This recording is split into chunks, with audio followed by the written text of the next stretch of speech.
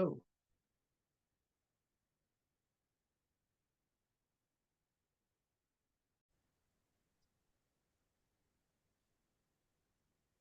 Welcome. Welcome, welcome. Hey, Lara. Lara, hello. She's not hearing yet. 250. Welcome, Amy and Dawn. Hello.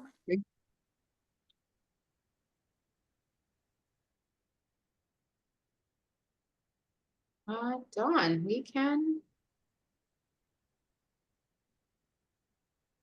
Feel free to put your cameras on if you'd like to, and to unmute if you'd like to, unless you've got a racket going on behind you. It's fine. Either way is fine, whatever you want. But it's always great to see people, so I know whether I'm making sense or not. If I get all confused, like, what? That's very helpful to know, you know. Have a few more folks joining us. Give it a couple more minutes.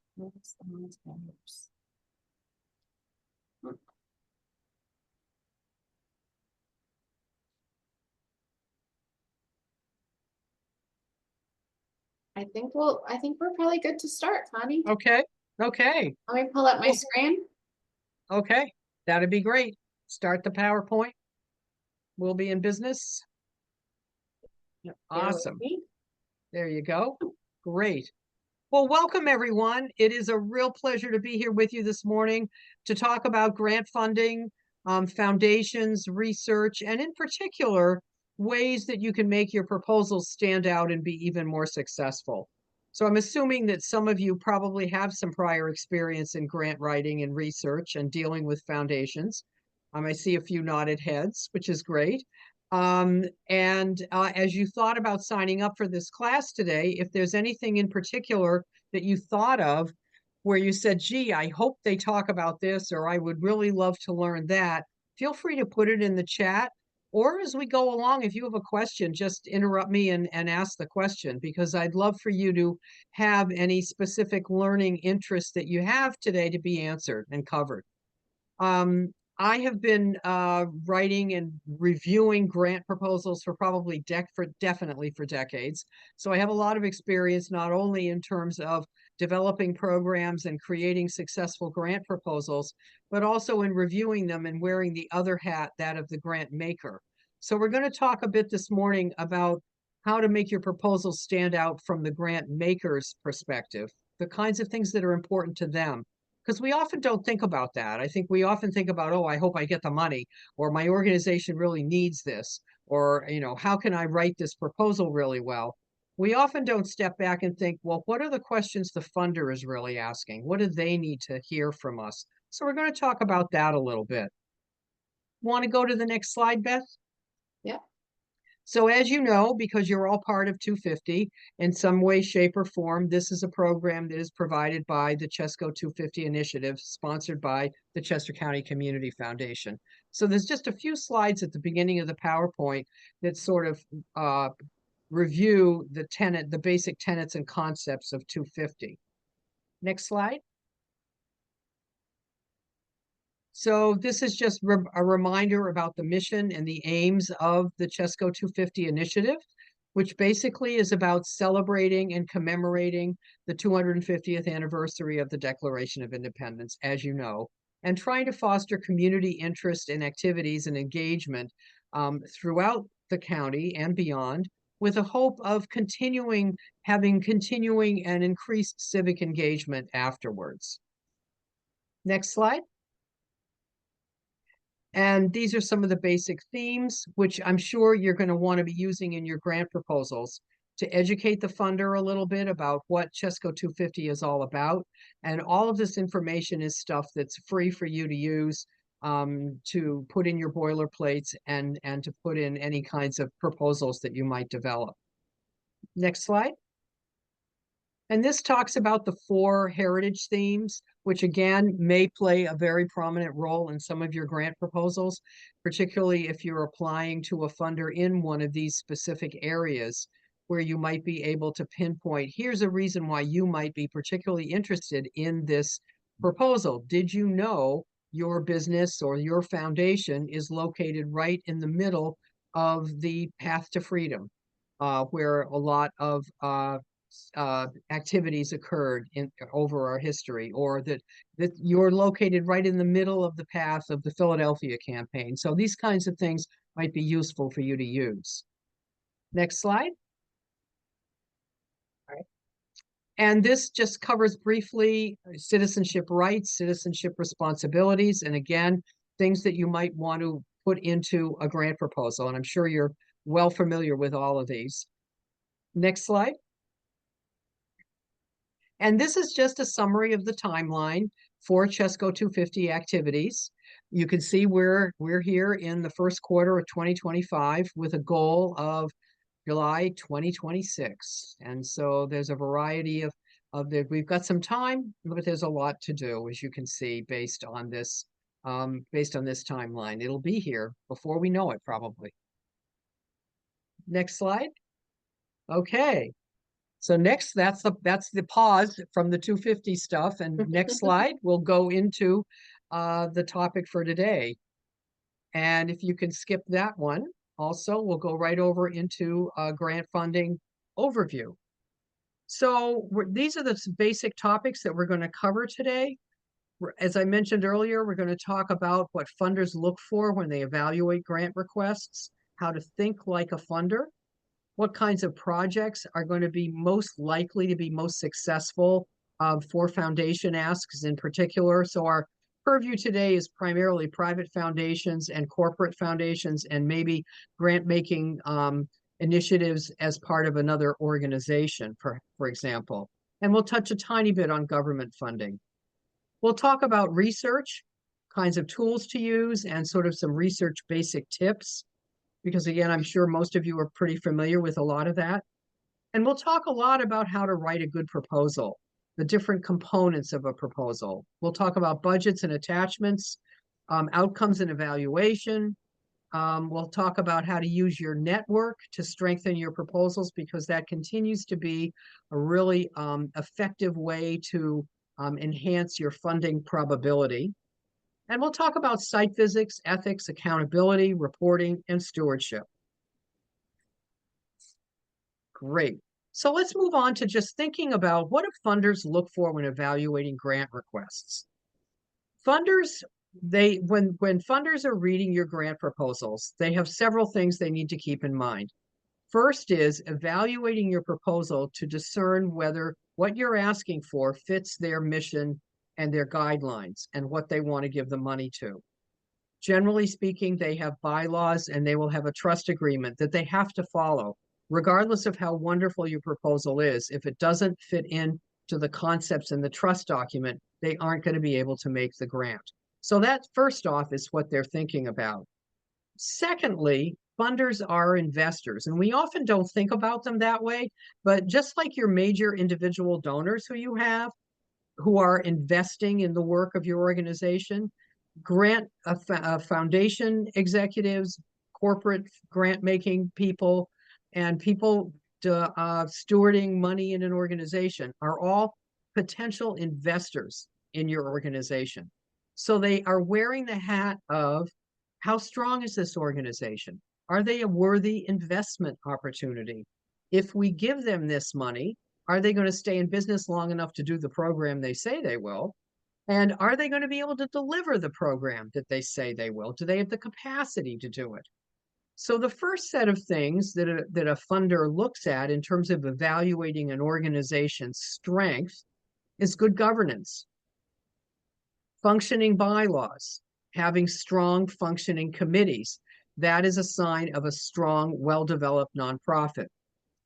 Best practice policies in place, reviewing those policies, a diverse and active board.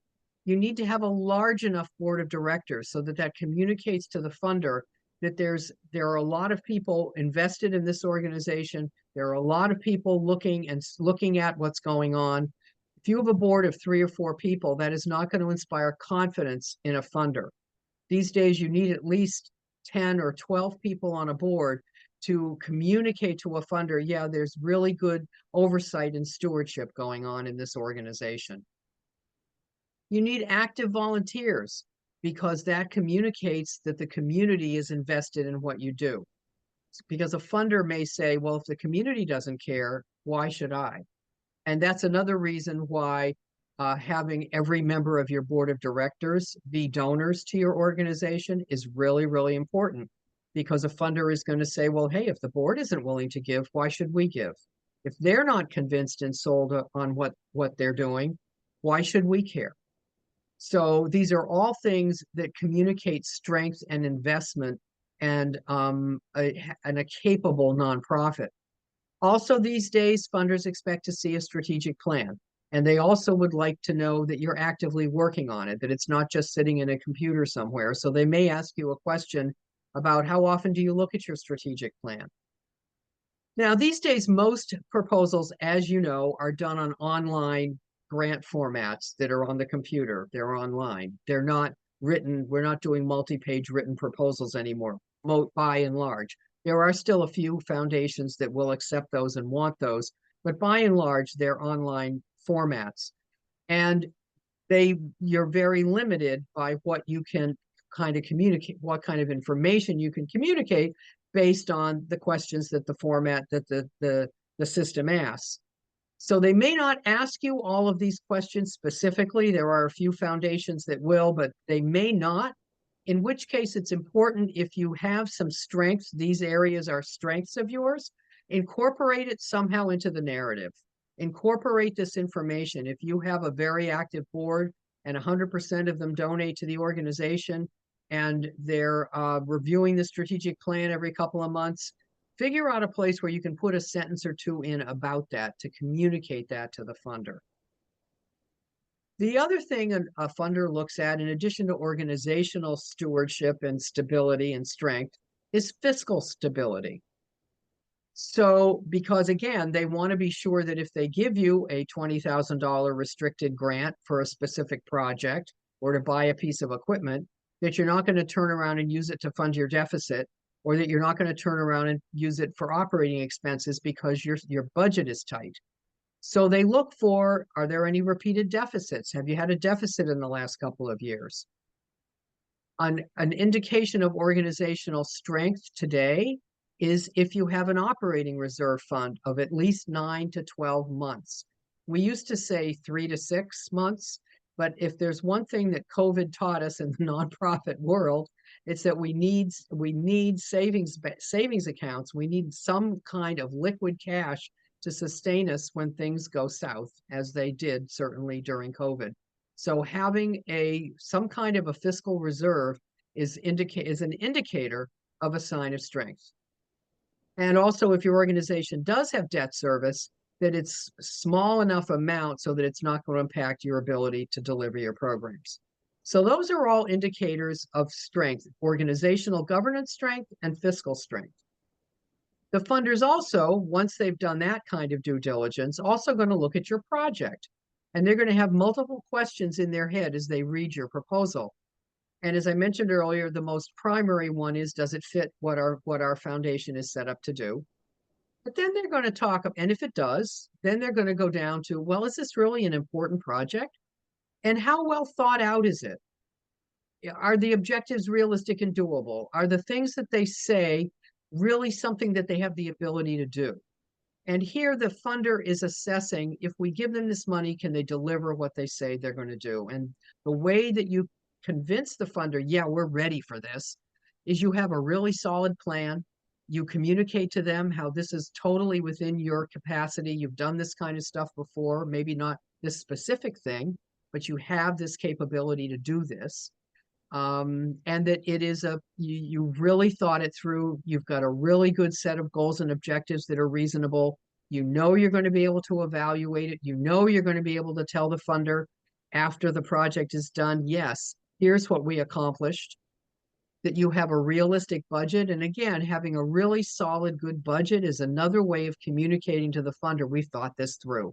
We get it. We know what we're going to need. We're a reliable program deliverer. We know how to buy this piece of equipment, or we know how to manage this renovation, or we know how to do this set of programs. So those are all things that you also need to convince the funder that you really have a good project and you're ready to roll. Why is all this stuff important? Basically, as we all know, nonprofit fundraising today is extremely competitive. Everybody's asking for money, everybody has a grant writer, or everybody's doing grant writing. And the reality is, in terms of history and the arts, is still and yet many foundations are focused on funding basic human needs: food, clothing, shelter, and healthcare. Now, there are, thankfully, foundations and other funding arms that are focused on giving to history, which is wonderful. And so you're not competing against a local healthcare center or a food bank. However, there are many organizations that have very broad giving guidelines, and the guideline might be, we just fund things to make the Chester County community better, in which case your initiatives would certainly fit, and that's the kind of competition you're up against. So you need to be as strategic as you possibly can when you're doing your proposals, and look for anything you can find to make yourself stand out. Anything, something unique about your case. If you have a board member who knows someone at the foundation, or knows someone who knows someone at the foundation, try to develop a relationship with a funder however you can. Next slide. So let's just, consider you've thought all of that through. Let's get started. So the first thing that I think is really helpful when you want to do grant writing and grant funding is to develop a really big list, as big a list as you can, of all the projects that you need to get funding for. It could be a program, it could be a capital renovation, it could be a piece of equipment. The broader you can be in the variety of projects, the more likely you're going to be able to find a funder that's going to fit that project. So you want to think about also what's unique about your organization. Is there anything? Brainstorm this with other people in your organization. Don't just sit at the computer and stare and go, oh, well, what do we do that's unique? Well, I don't know. Get your board together, get your volunteers together, get people together who are donating to you, and ask them, why do you donate to us? What's special about us? What do we do that's different? Because you really want to be leading with that as you apply for funding. If you serve a unique population that isn't served by anybody else, if you're in a geographic area that isn't served by anybody else, anything you can think of that is going to make you a little bit different is going to help you to be successful. And again, try to bring as many people as you can into this conversation. So the best kind of fundraising, where I've seen fundraising really succeed in organizations, is when everybody's pulling together and it really is a team effort. So get a lot of people together, because they're going to have different viewpoints, different experiences, and they may come up with things that you might not be able to. Next slide.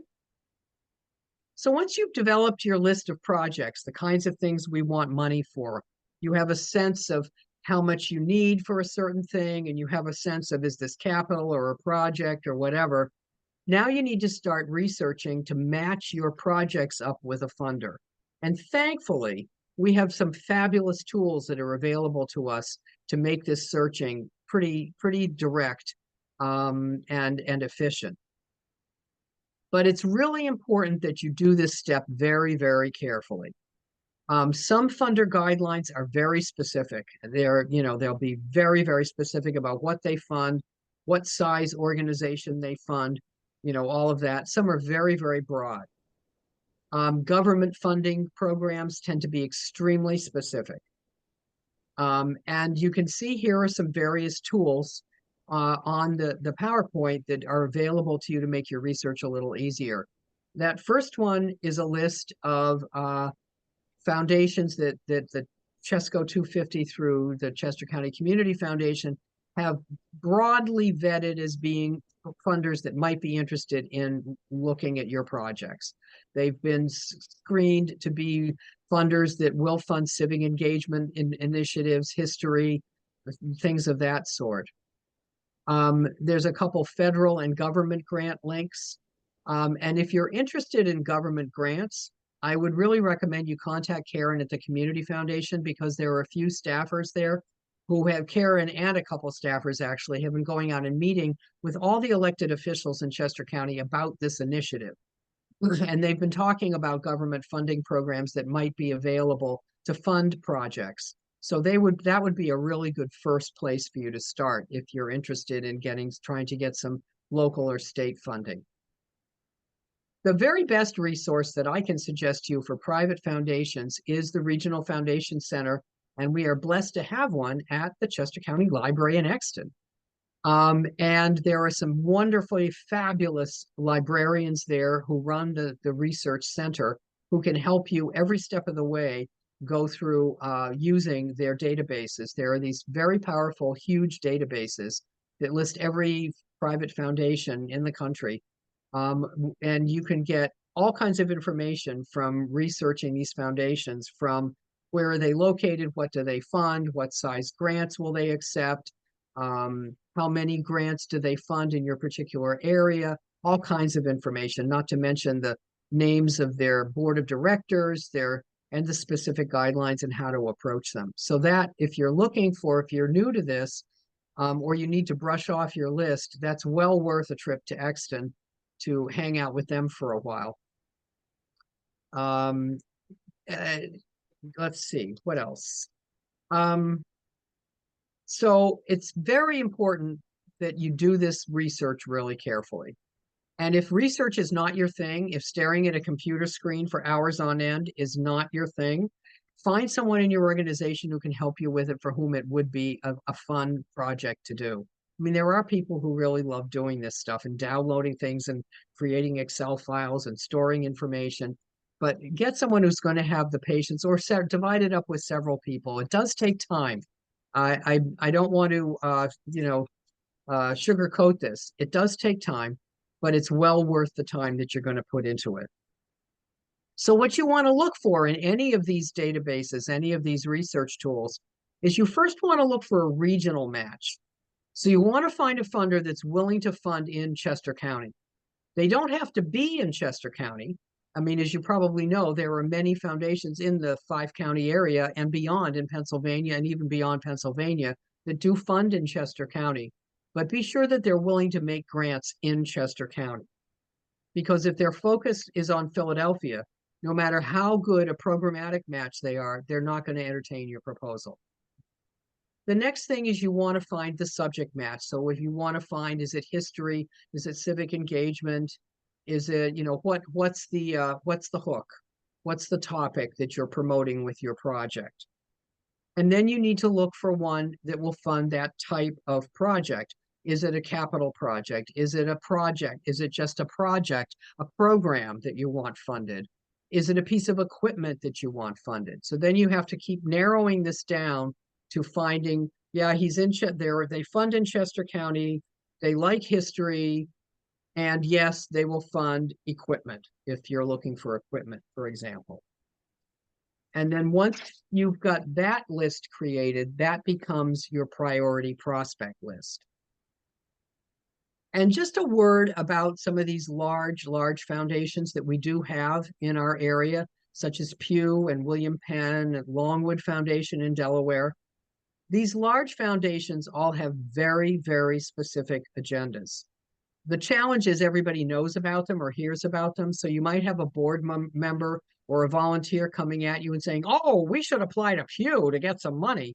They'll give us money. They give everyone money. And you'll need to go, well, no, they aren't interested in this. So you need to learn what their guidelines are and be ready to be kind but firm when someone says, oh, I know somebody who used to work there 20 years ago, we should be able to get funding from them. I've heard that a lot, which is why I'm saying it. But they all have very specific agendas. And again, just because they're large, it doesn't mean they give to everyone. And in these big foundations, any connections you might have with your board may have very limited value because they're very staff-driven organizations. But the nice thing is that they do have generally informational sessions for grant seekers. Longwood in particular has that, where you can go to an online meeting and hear about how they fund, what they fund, how to approach them, and even ask questions.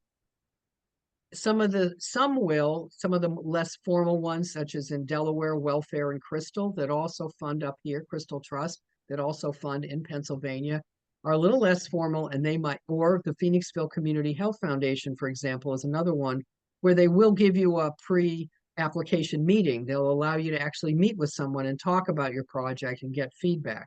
If you can get those kinds of meetings, those are fabulous, because those meetings will tell you very quickly whether you're in the ballpark or not, and you can also get tips on how to be more effective. So that's sort of just some tips about dealing with super large foundations. And again, you want to make this list of foundations that are good subject and project matches. And then you want to add in the names of the trustees and the decision makers to that list. And you want to share that list with everyone on your board, on your committees, your friends, your visitors, your colleagues, everyone you can think of, to see if anybody knows anyone. And so if someone does have a connection at a foundation or an organization that makes grants, or a corporation, someone knows someone who works in a corporation, you want to target those first because they're going to be your best shots.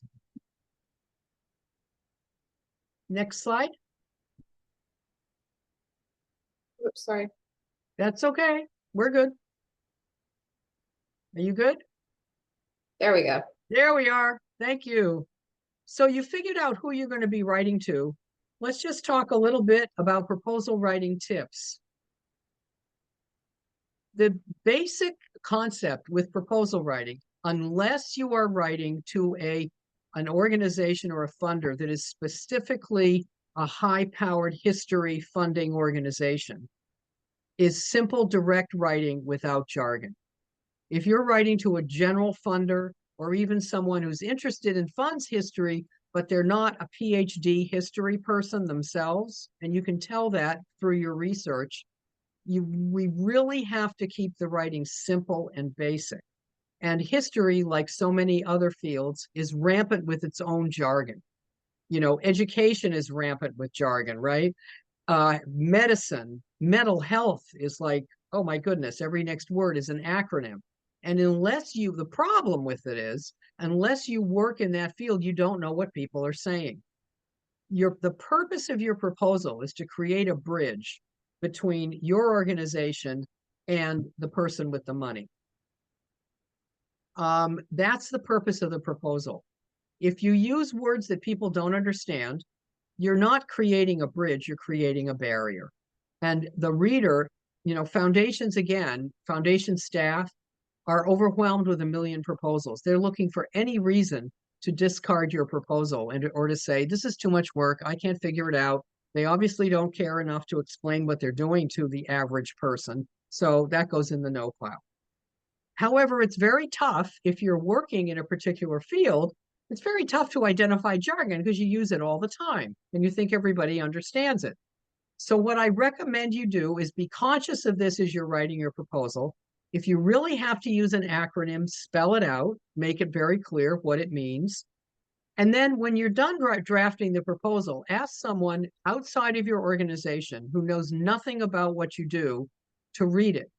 And they will very, very quickly pick up on things that are confusing, that don't make sense. So ask your children or your partner or your neighbor or your parents or whoever you can find, your babysitter, to read this thing and say, does this make sense to you? Because that will very quickly help you to pull out anything that's confusing or not compelling. What you really need to do here is try to paint a picture of what it is that you want funding for. Real people like you and I, are going to read these proposals. You really need to help them understand what you're doing. You want to give examples of the successes you have, things you've experienced doing other programs. We sparked an interest in history in an otherwise sullen 15-year-old, or we educated people about what occurred in the past in their communities, or we talked about freedom leaders who championed causes that may be meaningful for them today, and it gave them a new understanding of why history is important. So you want to explain something about that in some way will create a picture for the funder about why your project is going to be effective. And with the online proposal formats today, as many of you know, most of the questions have either word limits or character limits to them. So generally speaking, less is going to be more, because there's a reason they have those limits, because they don't have the patience and the time to read endless essays. Next slide. So basically, all proposals, whether they're paper proposals or online proposal formats, all need to include basically the same stuff. It may be labeled differently in an online proposal format, but basically all of it is pretty much what I'm going to be talking about, just so you know the different parts of a proposal and what you need to be prepared to do. So the first thing is to review the guidelines very carefully, so that you really are remembering and understanding what this particular funder needs and wants.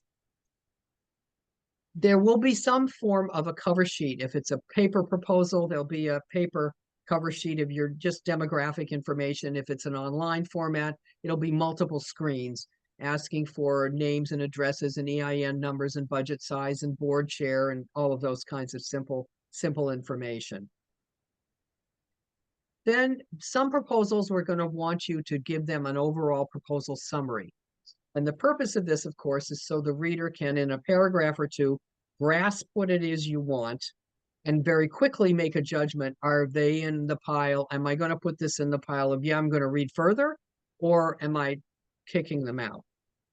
Does this not fit for us?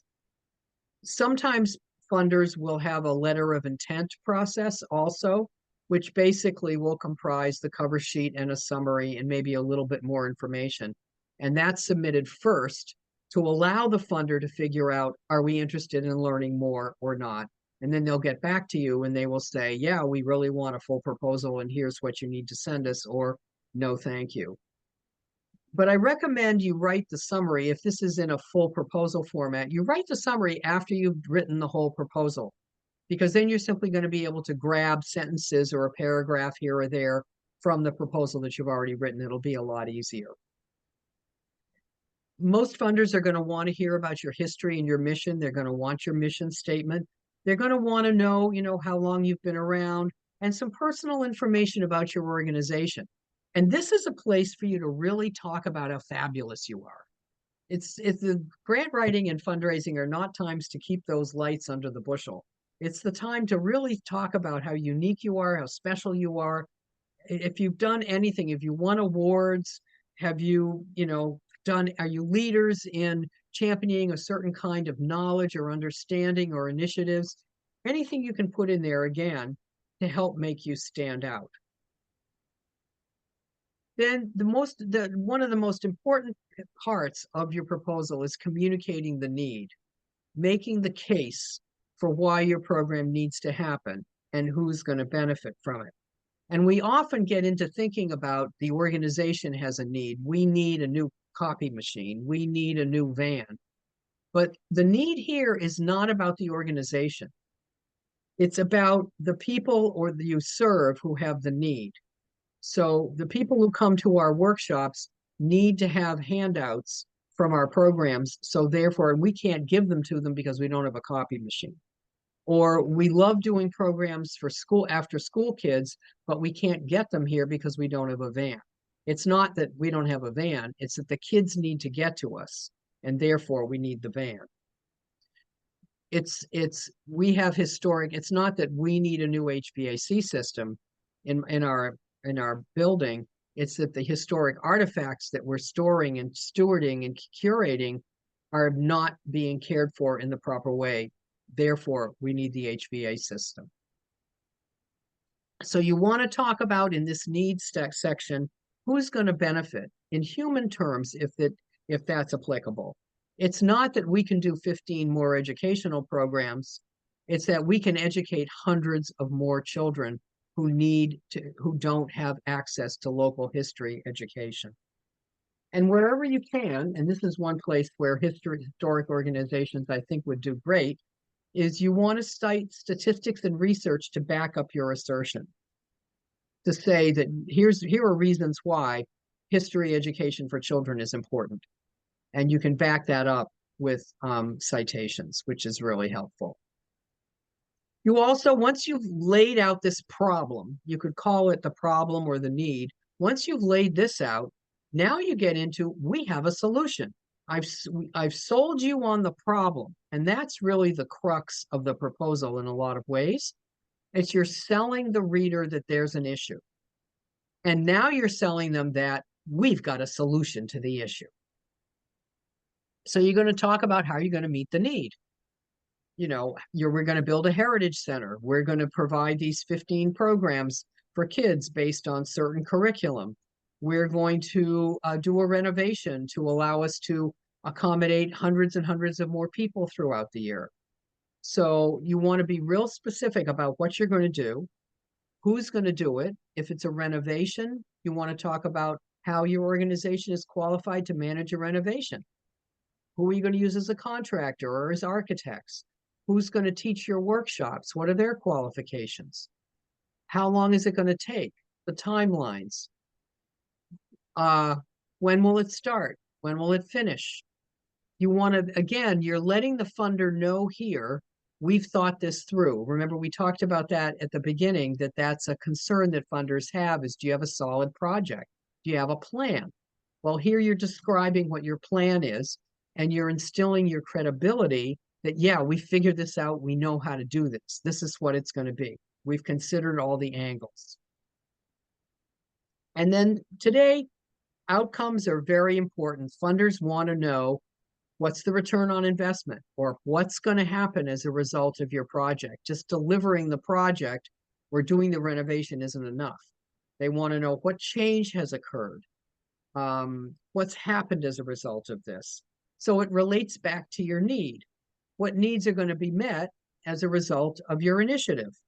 If you're clear about describing your need, then coming up with some outcomes is going to be fairly smooth. Outcomes need to be measurable and quantifiable. There's two types, basically. Measurable and quantifiable, they're objective outcomes, which is the number of people you are now serving, the number of workshops you delivered, the money that you've saved because you now have more efficient equipment, anything like that. And then there are subjective outcomes, which is how have people, or has the issue that you're addressing been made better? So this is a little tight. It's a little more difficult to measure sometimes, but this is where we use pre and post surveys, or we get evaluation forms from people at the end of a workshop. How effective was this? If it's school classes, you could talk to teachers afterwards and say, what kinds of things did the kids say on the bus? Do you notice any changes in the children who attended these programs? Those kinds of things. So there's objective and subjective. And you're going to be, when you report back to the foundation on the grant, say at the end of the year or the grant year, you're going to be reporting on these outcomes. So you want to be really careful to make them realistic and achievable. Because you don't want to say you don't want to promise the moon and then only be able to deliver a small piece of it. So be very realistic as you're doing the outcomes. Talk with the people who are delivering the programs and say, does this make sense? Are we going to be able to do this? Because you don't want to be like going humma humma when you have to write the report back to the funder. And then lastly, there's an evaluation component, which is basically telling the funder, how are we going to know that we've met the outcomes? I remember years ago meeting with a funder, and I was sitting there talking about an after-school program, and I was telling her about what a great after-school program it was. And the program person was there with me as well. And she was saying, oh, and we know these kids grow so much and they learn so much, and it's such a great benefit to them. And the funder looked her in the eye and she said, how do you know? And she said, well, we just know because it's a really good program and the kids really like it. And she said again, how do you know? And so that showed us that, all right, we need to develop some specific tools to evaluate this program. How are we going to know that these kids learned anything? What did they learn? So this piece of the proposal is simply saying we're going to use pre and post surveys, or we're going to hire an outside evaluator, or we're going to do interviews with people. That's how we're going to know whether we met our outcomes. Next slide. Another very important component of a grant proposal is your budget, as we mentioned earlier, and attachments. Pretty much every funder is going to want to see a budget, not only for the project, but also for your organization. And basically, usually they will just accept your own simple income and expense budget for the project. However, some may have their own formats that they want you to use. And if that's the case, be sure to use their formats, because they will just not look at your proposal if you're not using their tool. So you want to be sure to include everything you can think of in your project budget, if it is a project that you're doing. From shipping, installation, things like that. If there's any ancillary costs that you might not be thinking of. Another example I can give of this is one time I was writing a proposal for an organization that needed to do replacement windows in a building they had. The windows were old and didn't fit well, and they were losing a lot of heat out of the windows in the winter. And so they needed those double pane replacement windows. And we got the $25,000 for the replacement windows. And then the maintenance guy came to me and said, oh, you know what we forgot? We forgot we needed to hire an installer to put these windows in, and that's going to be another $10,000. Well, can I tell you how long it took me to get that $10,000? And if we had asked for 35, the funder would have given us 35. So it's an example of just an ancillary little, it wasn't such a little cost, but think of everything you can to make your budget, as complete as possible. And be sure, this may sound stupid, but unless you're using an Excel spreadsheet with formulas, be sure the numbers add up correctly. There's nothing that will put a funder off more quickly than a budget that doesn't add up. Funders will also ask for attachments. And this is just another way of telling your story. It's another opportunity to educate them about what you do. Usually they're very specific about what they want, especially on the online formats. They'll give you a list of things to upload into the format. Generally, they're all pretty much the same. Typical ones are, again, the budgets. They're going to want your IRS 990 form, the financial reports. They're going to want your audit if you have one. They're going to want a strategic plan. And if you don't have one, they're going to want an explanation for why you don't have one. They're going to want your 501c3 letter from the IRS, certainly, a board of directors list. And some online formats will also give you the opportunity to upload other things to sell your case or to sell your organization. So you can upload newspaper articles or photographs or other kinds of things, testimonials about your programs, other kinds of things that might not fit in the proposal format, but that would help educate the funder about how wonderful you are. Next slide.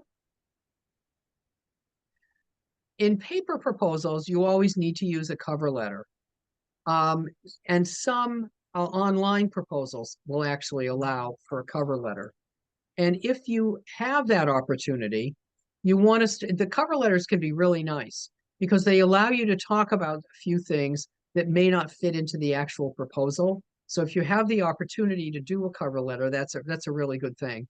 You want to start with, if it is a prior foundation, a prior funder of yours, that they've already either expressed interest or they've made a visit or even they've made a grant. Of course, you want to start with thanking them for that, or if they've talked to you on the phone, thank you for the phone conversation or the email that they sent you, whatever. And then you want to go right into, our request is for a $5,000 grant to cover blah, blah, blah, blah, blah.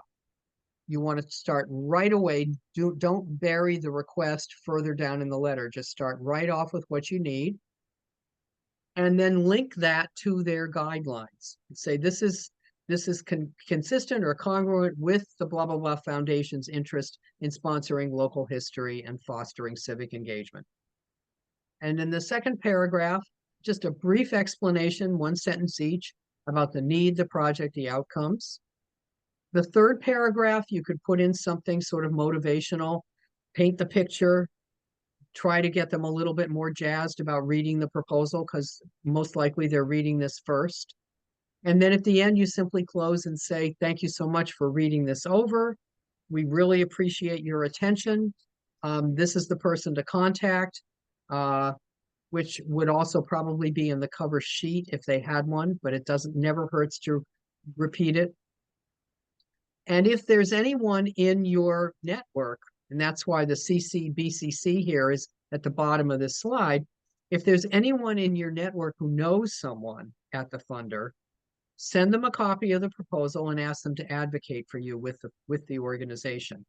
Ask them to make a phone call, a letter, a meeting, bring them for a site visit, get them engaged. This is such a critical part of the process to be successful, and it's going to really, really help. And it's actually a fairly easy thing for a board member or a committee member to do. They're not doing the scary, scary thing of asking for money. They're simply contacting their friend and saying, I know that our development person submitted a proposal to you. Could I answer some questions? Or would you like to come out and get more interested? That personal connection makes a big difference. I had one board member once who called a funder and they said they had thrown the proposal out. It was in the trash, but they pulled it out because the guy called and we got the money. So it's well worth it wherever you can to engage your network. Next slide. And then site visits. Some funders still today do site visits. Many will come out, they'll come out before they make the grant, or sometimes they come out afterwards to see what's gone on and to see how it went. Generally speaking, if you can get a site visit before they make the grant, you're pretty guaranteed you're going to get the grant. I've only had one situation where I had a site visit from the funder who loved the project and loved what we were doing, and then we didn't get the money. Basically, you can be pretty sure it's a very good indicator of some serious interest. And what I think, and I've done a lot of site visits as well, and what I recommend if you get the opportunity for a site visit is to ask your visitor when they get there, what do they need? What's their agenda? How much time do they have? What would they like to see? Do they want to sit in the office and take some notes and ask you questions? And I've had site visitors who want to do that. They've got very specific questions they need answered. Do they want a tour of your building, your facility? Do they want to see your program in action? Ask them what they need first. And even though we all have a tendency as organizations, as nonprofit leaders, when we get excited about something, or in particular, we get nervous about something, we tend to motor mouth and talk endlessly and not come up for air. It's really important to pause and stop and let the site visitor ask questions and ask them questions to draw them out, because you are going to learn more from listening to them than you are about communicating your great project. You want to really listen to them, find out what their concerns and interests are, because then you know how to address them. If they don't tell you, you don't know what's going on in their head. So the more you know what they're thinking, the more likely you're going to be able to come up with some content that's going to sell your project even more. And definitely have another person there with you, whether it's a board member or a key volunteer or someone who participates in your programs. And that's another reason to have two people there, so that when one person maybe is engaging in the conversation, the other person can be listening. I mean, it's really important, because the information you can learn from the funder by listening, or from any donor for that matter, the more you can learn from them by listening is gold, because that will then allow you in the future to tailor other kinds of requests to them that really fit what they're interested in. And then you're going to be more likely to get a larger gift, to get a gift, period, but even to get a larger one. If you get a grant, there is a certain element of course, ethics and accountability and reporting. As I mentioned earlier, some funders are going to want maybe a 6-month report. Most of them will require a 12-month report with a budget. And here's where you get the chance to tell them what a wonderful job they did giving you the money and all the great things that you did as a result of the grant. And you want to meet these deadlines very, very carefully. The ethical part of this is, if for some reason, and this has happened to me a couple of times, if for some reason you get the grant and something happens and either you can't deliver the program, or as many times as I've done when I really needed the money, I would put out proposals to like 2 or 3 foundations, hoping we'd get the money. And there've been a few times when I've actually gotten the money from several foundations, and it's been, I've got double the money or whatever. So what I recommend you do if something happens where either you're in that lucky situation or the situation where all of a sudden something shifted and this program is no longer feasible. Maybe you had a key partner or collaborator who's now all of a sudden dropped out. Who knows what's happened? Or something in the community has changed. Contact the funder and say, we've got this situation going on, and have in the back of your mind 2 or 3 other projects that you would like them to consider shifting their money to fund, and say, well, we've had, I said, we've had 3 funders pay for this refrigerator. Would it be okay if we bought a freezer with your money? Because it's a related thing. And the funder, generally what they've said, that I only had one time where a funder said, well, send us the money back. Generally, they really don't want the money back because they've already gone through the grant making, and it's much easier to just change the subject than it is to give the money back. But I had one time when they wanted the money back, and that was fine. But others, their response was, wow, thank you for telling me. And I'm like, well, yeah, thank you for telling me. And sure, you can buy the freezer. That's a great idea. So that's the ethical piece of grants, in that these funds generally are restricted money, unless it's an unrestricted grant that you can use for anything. Generally, they're going to be restricted funds, and you have to honor them with the donor intent in that way. And lastly, the last thing to think about is stewardship. You need to consider foundations or organizational giving programs, government funders, corporate giving programs as major donors, because that's what they are. You need to treat them basically the same way you would treat an individual who just gave you $5 or $10 or $20,000. You need to keep them in the loop with your organization. Reach out to them when you're not asking for money. I think that's one of the biggest mistakes we make as development people or fundraisers or executive directors, is we only contact people when we want something. And it gets sort of old from the funder's perspective. So reach out to them with your newsletters, with pictures, with a holiday card, just something to say, hey, we just delivered this great program, and here's a picture of 5 kids who were fascinated with what they're learning at our site. Anything to keep them engaged, and you don't want to be overly doing this, maybe once or twice a year, something like that. You can also invite them to free cultivation events or free programs if you have them, because some staff or trustees may come. If you invite them as like you want to comp them for a dinner or something like that, many foundations will not come because they consider that an ethical problem, and so they won't come. But if it's a free educational event or a community event or a celebration, invite them. At the very least, they know what you're doing. And again, you're contacting them, not asking for something, but offering to give them something. And keep them informed, keep them in touch. Okay, so that's the wild, wacky world of grant writing and grant making and grant seeking in 55 minutes. We want to go to the next slide, Beth? There are some other materials in the next one after that. The rest of this PowerPoint, which you will get, is all kinds of tools to help you in your fundraising initiatives. Here's just a checklist of readiness that you could look down and say, do we have most of these things in place? And if we do, that's going to help address that issue that we talked about right at the beginning, about addressing concerns and issues that funders have. Next slide. And this is a sample letter of that you could use, some or all of it, in terms of recruiting people to help you fundraise, to help you promote your materials and your programs as volunteers. The next slide. And this one is about how to make that case for funding, which we talked about. What's the need? Why is it important? What are we going to do? The budget. Who else is involved in this? The other kinds of program details that we talked about in more detail earlier. But this is just a quick summary for you to refer to.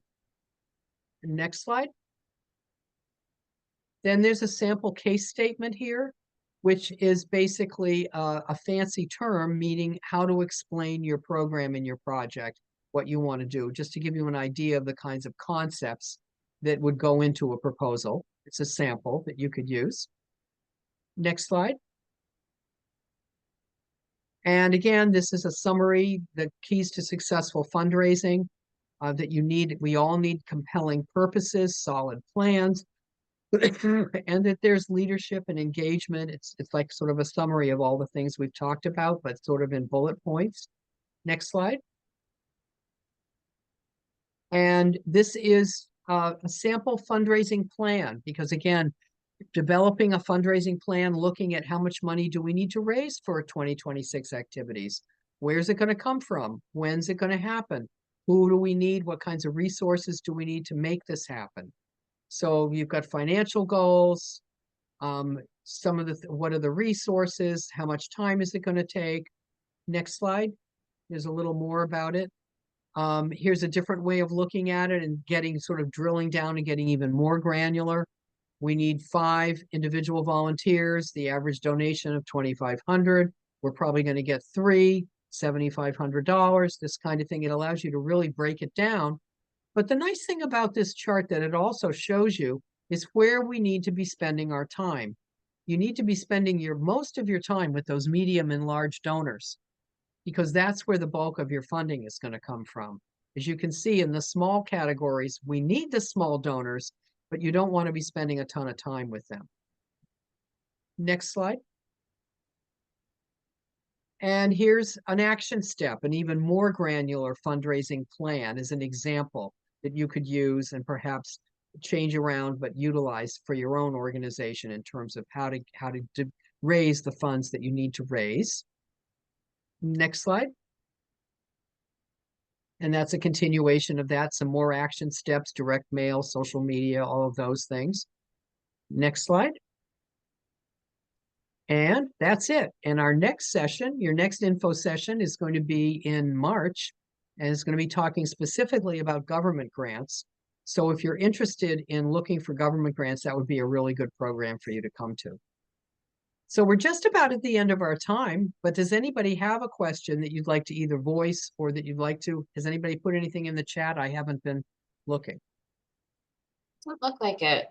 Okay. Anybody have a question or a comment or observation about your experience or anything else we didn't cover? Hey, Connie.